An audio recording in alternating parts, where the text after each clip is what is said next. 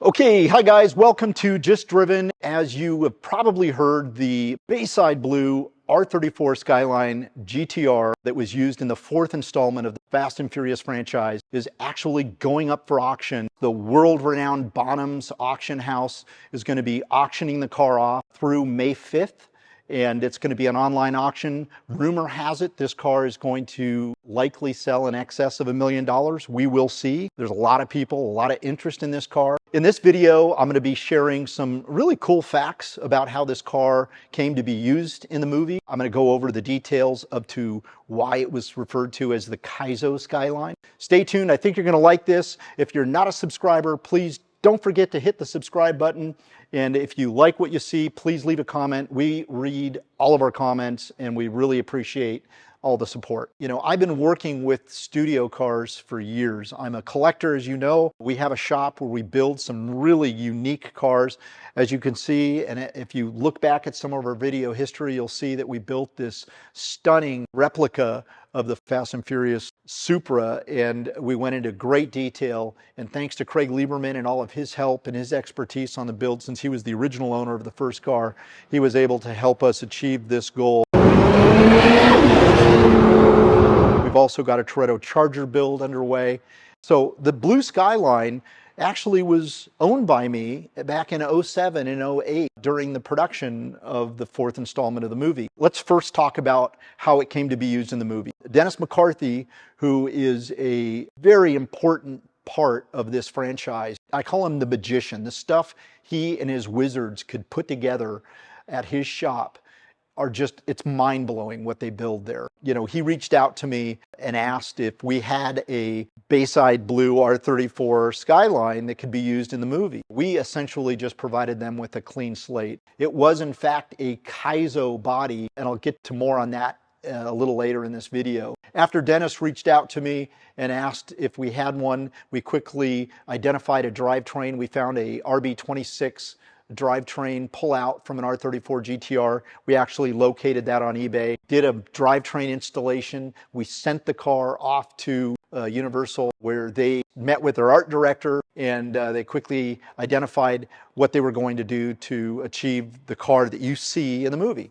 Since we supplied them with a R34 GT-R body that had a Nismo front bumper and Nismo side skirts, they elected to use those parts. There's a company called JDM Shift Sports that came up with a very unique hood design, and later we learned that East Bear, a company in Japan that sells body kits, kind of used their hood as inspiration to build the hood that you actually saw used in the hero car. With some help from Ray's Engineering, they decided to use the Volk RE30 19x11 wheels, which looked amazing on that car. They also were getting some support from Rotura, so they went with 6-piston front brakes along with the Turbonetics intercooler system, some, I think it was OMP seats. The factory stock MFD was replaced with a rather large monitor screen. It was a company called Magden, and Magden was known for having interface monitors that were easily used to, you know, tie into an existing multifunctional display on a car. The downside to it is that it was so big, you're going to have to remove the 2 vents that make up the air conditioning that blows on you. And it was actually a functional monitor. It actually worked and hooked up to the wiring loom of the GT-R, and the car really started coming together beautifully. They got approval from the studio and the set directors to use this car. At some point, they did consult with Paul and asked Paul, you know, hey, are you up for graphics?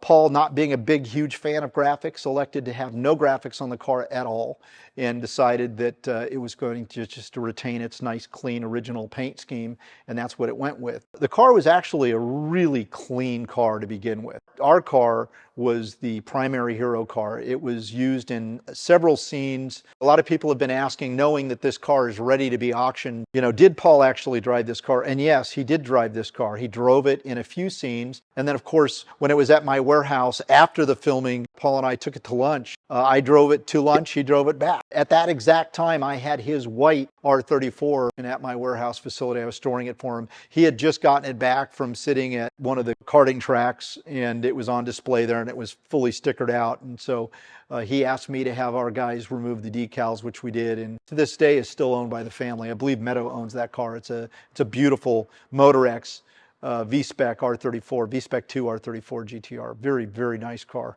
In the scene where they were at the FBI headquarters,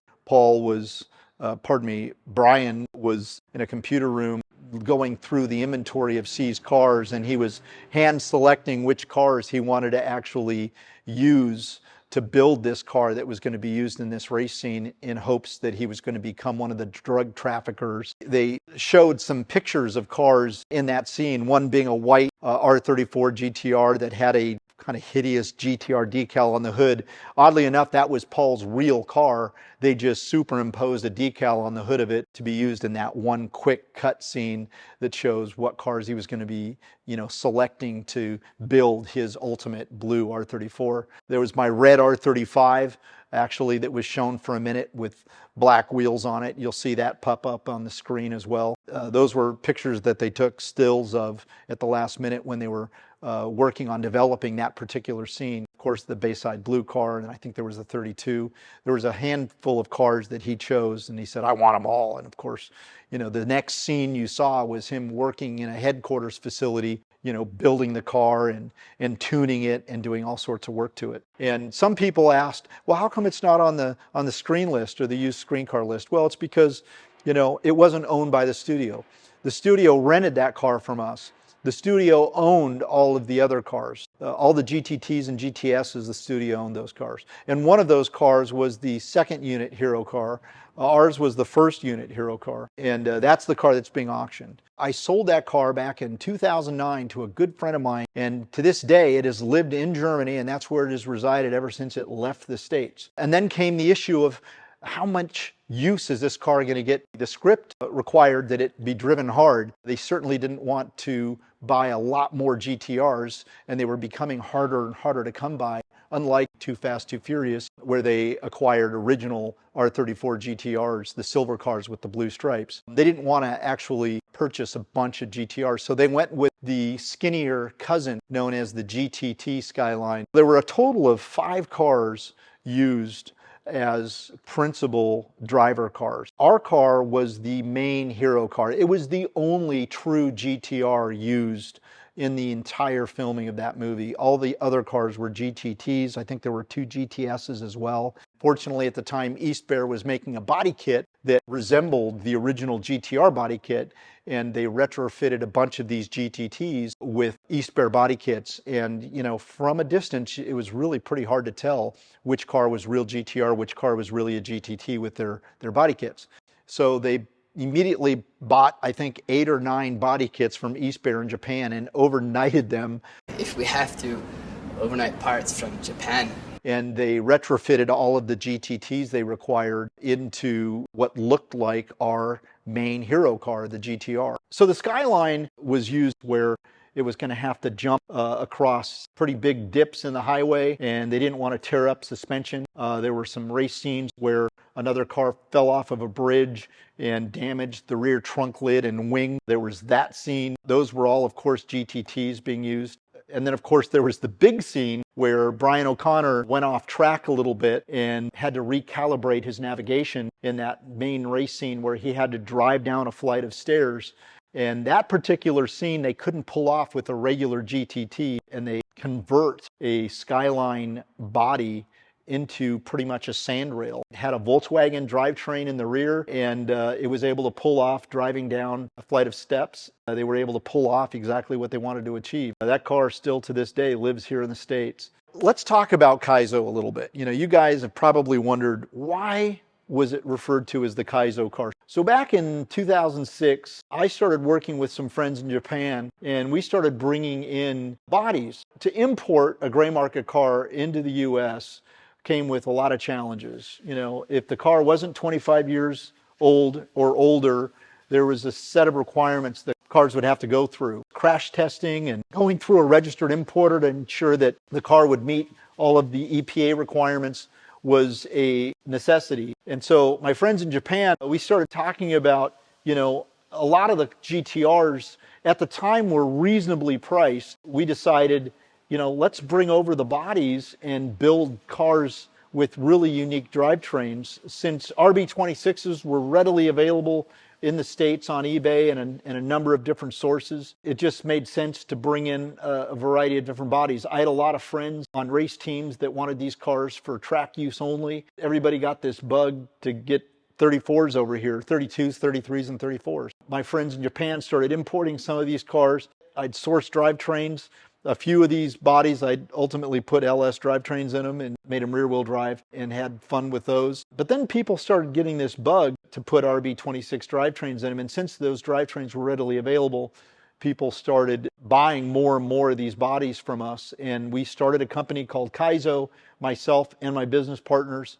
Kaizo was a name that my friends and I came up with because Kaizo means modified in Japan, and it just kind of took off. And it was a company that we were kind of excited about. And as more people realized that these drivetrains were readily available online, they started sourcing drivetrains before they'd buy bodies from us. It's going to be really interesting to see what happens with this car and how high it goes. It is an amazing car. It's a part of the franchise history. So I hope you enjoyed this video. Please comment and subscribe. There's a lot more information about all of the cars that we're building and future builds that we're going to share with you in upcoming videos. And thanks for watching.